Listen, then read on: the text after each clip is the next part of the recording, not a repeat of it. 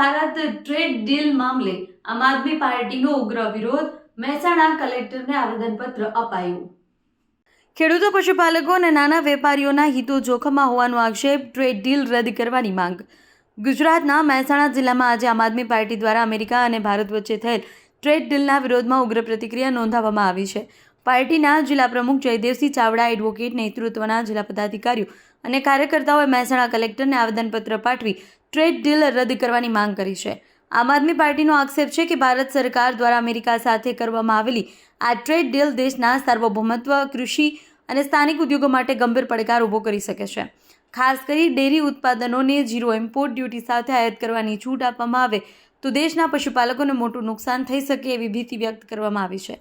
પાર્ટીનું કહેવું છે કે જો અમેરિકન કૃષિ અને ઔદ્યોગિક ઉત્પાદનોને ભારતના બજારમાં નિઃશુલ્ક પ્રવેશ આપવામાં આવશે અને બીજી તરફ ભારતીય ઉત્પાદનો પર અમેરિકામાં ડ્યુટી લાગુ રહેશે તો ટેક્સટાઇલ ઉદ્યોગ સહિતના ક્ષેત્રો પર ગંભીર અસર પડશે।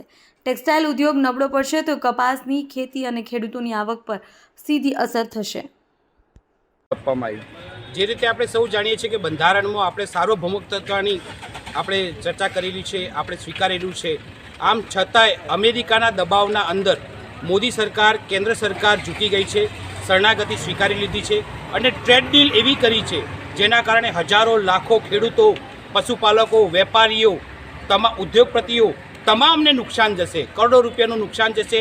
દેશના અંદર મંદી આવશે અને આનું તમામનું દુષ્પરિણામ ખરું એ આવતી સંજોગોમાં આપણું અર્થતંત્ર ખરું એ ભોગવશે।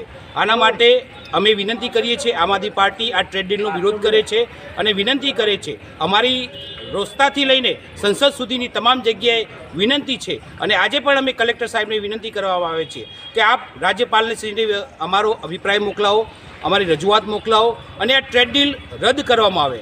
આપણે શા માટે અમેરિકાની શરણાગતિ સ્વીકારીએ છીએ? આપણે પોતે એક સ્વતંત્ર દેશ છીએ, તો મોદી સરકારને આપણે વિનંતી કરીએ છીએ કે શરણાગતિ સ્વીકારવાનું બંધ કરો અને ટ્રેડ ડીલ રદ કરો।